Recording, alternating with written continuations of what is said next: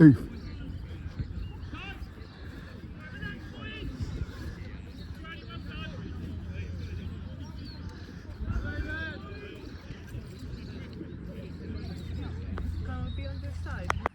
Here we are. Fine.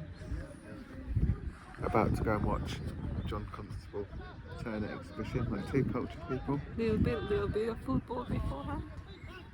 Why not? Feels like the year has begun. Only. 135 steps. Super.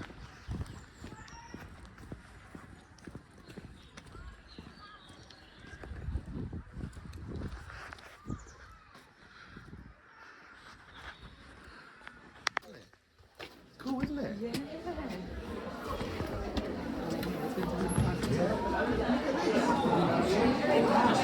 Hello, how are you?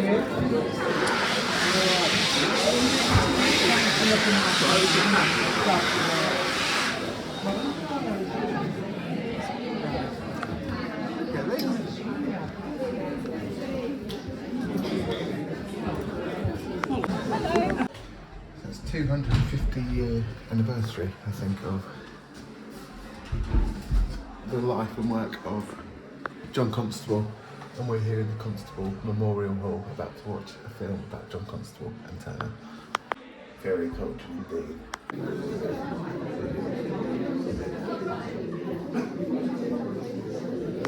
On a Saturday afternoon. The film, we're not having an interval, that's why we have the ice creams first, because there are some people who come not for the films but for the ice creams. We do know that. So we've done the ice creams, there won't be an interval. The film is 1 hour and 39 minutes long, so we should be finished at about 20 to 5. The exits are there and there. And we've got, if you want to know about East Bergholt Cinema showings on our newsletter, you can leave your email with us at the top of there when we go round. So I hope you enjoy it. Thank you.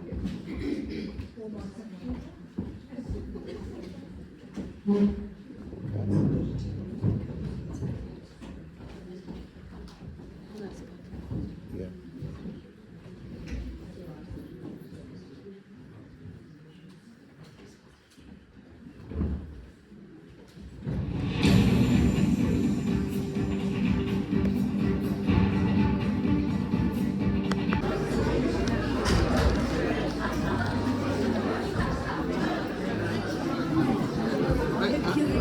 Yeah, I hope my head didn't drop forward.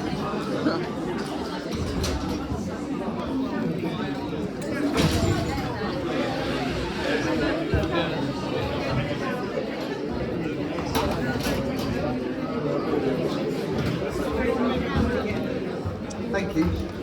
Next one.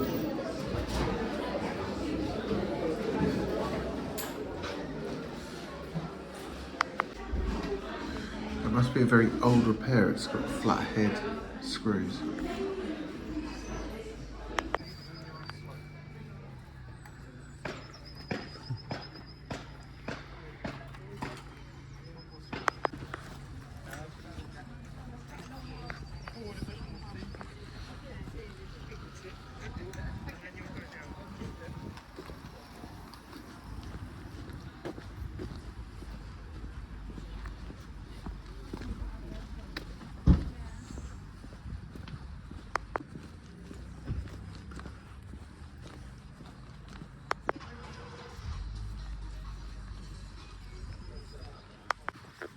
That was just a lovely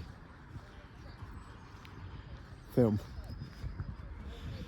comparing Turner and Constable. And some of the paintings and some of the footage of the environment, especially Constable's environment, was quite moving in a way, because it's where I've had the privilege of living for all of my life. I've lived in the same place, basically. Dedham, Ardley, Manningtree, Suffolk, Essex border. So we sat right at the front, so seeing these images of those landscapes on a large scale and the footage just was like boom. yeah, nearly brought me to tears, oddly. It was a lovely time of year to see it as well, as spring feels as though it has sprung, and see all these greens and blues and the environment coming to life. Beautiful.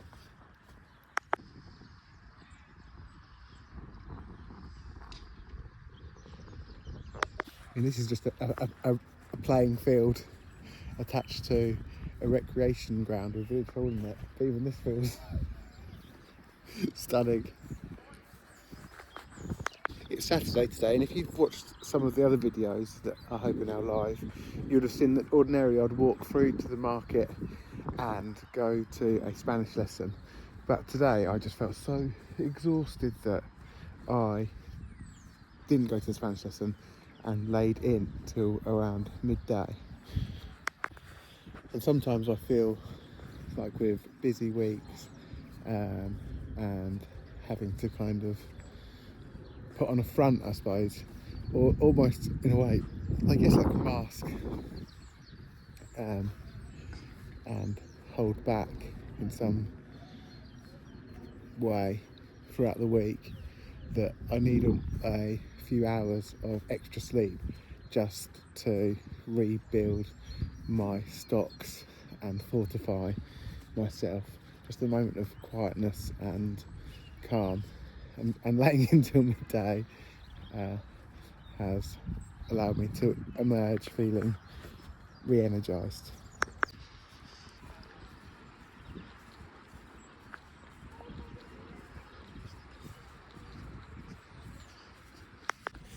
Step-wise, we're at 837, so a fair few to do. I don't know if I've mentioned, but I think I did yesterday, that I have a shoulder impingement, and that appears to have all but gone. And my knees feel a lot stronger from all this walking, so I'm going to try and keep it up. I'm not going to say disaster, because that is a massive over-exaggeration, but my little battery, my little guitar amp, which I use for the songs that you've been seeing on these videos, has stopped working for some reason. So I'm going to Argos to buy a £30 replacement, which is not an expense which I really wanted to have to expend, but that's what I've got to do. Day 120 of writing a song for every follower. Molly 85, I started this song without knowing how it would go. Sometimes I just make them up as I go. Okay, so I wasn't very lucky there. I don't know if luck's got, well, obviously luck's got nothing to do with it. I didn't make it to Argos one time and didn't manage to pick up the guitar amp.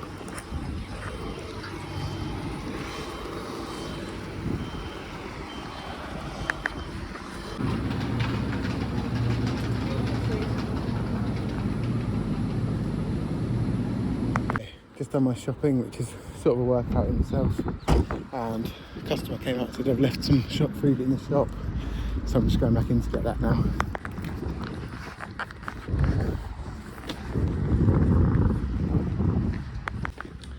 That's what I forgot. Yeah, £120 on shopping, which feels like quite a lot. Someone's left their shopping bags behind. Third time now, because someone left some bags at the front. I'm singing a song for every follower, and this time it's a cappella.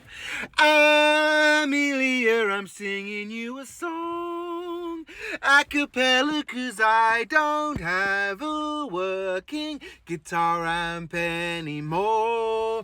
Oh, Amelia, I'm singing you a song. I hope you don't mind that I ain't got a guitar. Thank you for following me. Okay, it's 9 o'clock and I've done under 4,000 steps. I'm not sure how I'm going to get to 10k. I'm going to have dinner, and then if I haven't got anywhere closer, I'm going to have to go for a walk.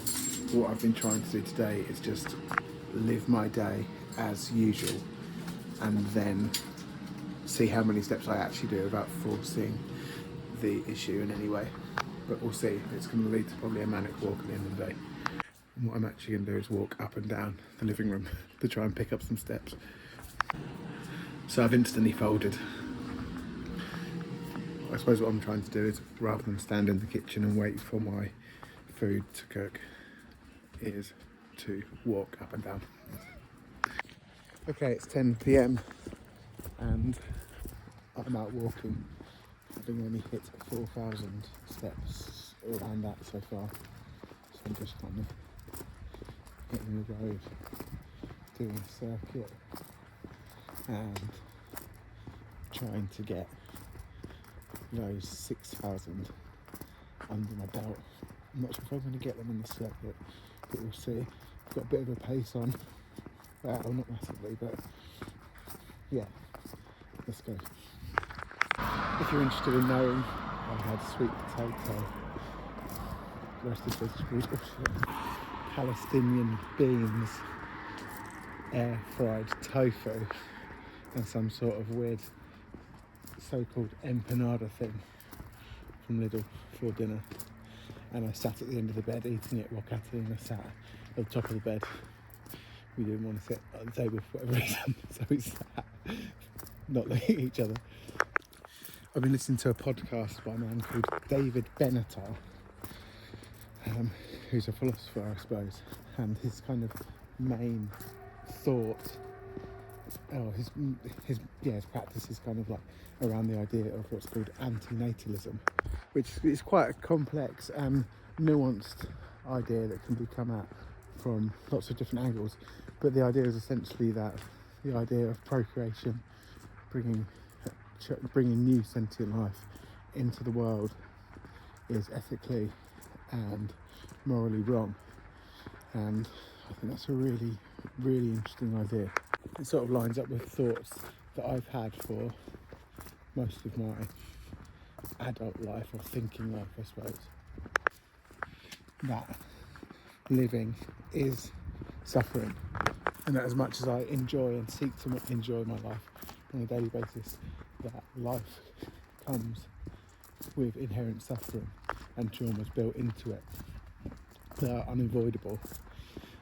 And if you really think about it, it's not morally justifiable to bring in a life into this world to suffer. You take consent. You can't ask for consent, so you take it anyway, and you bring in a being into this world to suffer. And if you're to bring a human into the world, it's likely that they all will, if they're lucky, living in England, in a fairly affluent part of the country with a financially secure upbringing, they may experience some pleasure, but they will also certainly experience harm. And the idea that not existing and not experiencing this pleasure and not experiencing this harm is preferential to experiencing pleasure and experiencing harm, especially when it can be enacted through the painless act of not procreating. And I find this quite compelling because when I follow the thought pattern or the logic of it, I come to the same conclusion.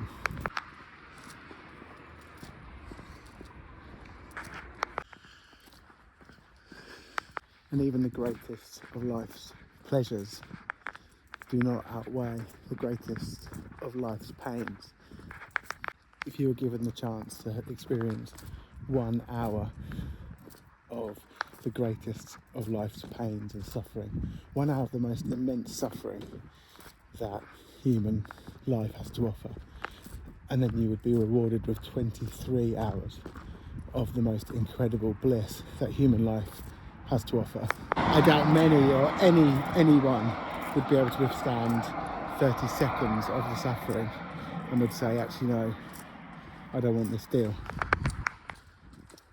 It's quite a complex idea, and I suppose it's relatively, well, it's completely alternative to what modern day, well, culture would have us believe and think, because we're kind of taught to procreate and that having children is the way to go and gives life meaning and makes you happy. That's not to say that a child wouldn't make you happy.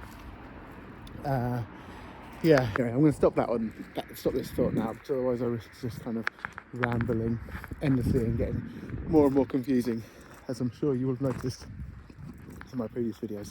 Yeah, antinatalism. Check it out. I think most people don't really think that deeply about things like this. I think they just kind of just coast through. So it's not that they are immoral, it's just not that they are not actively thinking. So it's kind of like, it's not necessarily like as big a thing as ignorance, but it's kind of, yeah, not actively thinking. As what ignorance seems mean. If you're watching this video, then yeah, put your thoughts in the comments below. This might be the first time you've heard of antinatalism, or it might be the first time you've really thought of it, or perhaps you've thought of it and heard of it before. I'd be really, really interested to know your thoughts, because, yeah.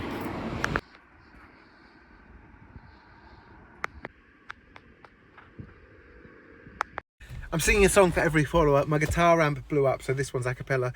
Rebecca 10, my name is Ben, I am the singing strawberry, and I'm singing to you in a car park outside Audi, somewhere in North Essex. I'm singing to you, Rebecca 10, it's your friend, the singing strawberry Ben. I hope that I'll play my guitar again when I pick up a portable guitar amp from Argos at around 10 a.m. on Sunday morning or Domingo. If you speak Spanish, it's Domingo que diez. Domingo if you're in Spain or any Latin American country.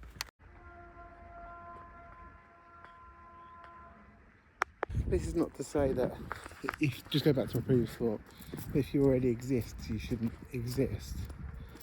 It's more that if you don't exist, then you've got no desire to exist. So why should you bring something into the world that is going to suffer and likely make the lives of everyone else on the world worse? I mean, you might make your parents happy, obviously, but you're going to use resources and contribute to the degradation of the environment. Yeah, I hope that makes more sense.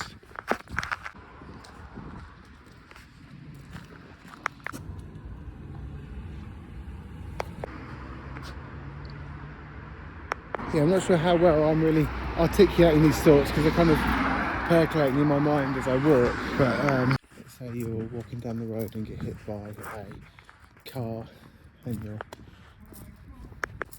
you're placed into a coma. But there's also an alternate reality where you're able to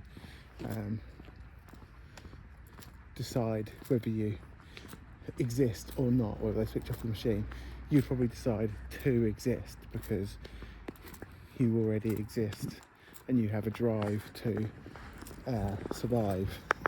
But if you don't exist, you don't have any desire to exist. Yeah, you might be watching this video thinking, what the hell is this guy on about? But I think you probably get the idea. If you don't, you obviously want to survive and keep living, have to, as do I, and live a happy life, a filled life. And I'm aware there'll be a large amount of suffering that comes with that. But if someone doesn't exist, then they don't have that desire to exist. It's quite simple, really, I think. Also, every being dies. So if you're bringing in a new life to ultimately die, it's quite an interesting idea, because dying is it's traumatic, isn't it? Being dead isn't, but dying is. Whether that's through an illness or drawn out suffering, or just dying naturally. I mean, going back to the start of the video, John Constable became ill at night and died in the night quite quickly, and he's quite lucky in that way. But I don't doubt there was a lot of worry and stress as he lay dying in the night. So to people who are bringing in new life into the world to think about the risk of, well, the fact that their new life will die, and the risk of them being unwell, the risk of them having a mental illness and suffering and struggling throughout their life, the risk of frustration and cognitive impairment, not being understood, not having enough money, not getting what they really want, whatever that want or desire may be. Everyone goes through that to some extent. So bringing new life, procreating, bringing new life into the world is not a harmless act. It's actually a very violent act, with this harm being played out over a lifetime, which could be relatively short if there's complications at birth, and the comprehension of that suffering would be low, but it would be suffering nonetheless. Or it's a whole life of trauma and suffering, maybe a bit in the middle, which, yeah, so interesting, the idea of antinatalism. In the year of 2026, being sentient, intelligent human beings, I feel like it's hard to push back against antinatalism as an idea. So I guess to sum it up, the idea is that if there is any harm in a life, then it's not in the interest of that being to come into existence.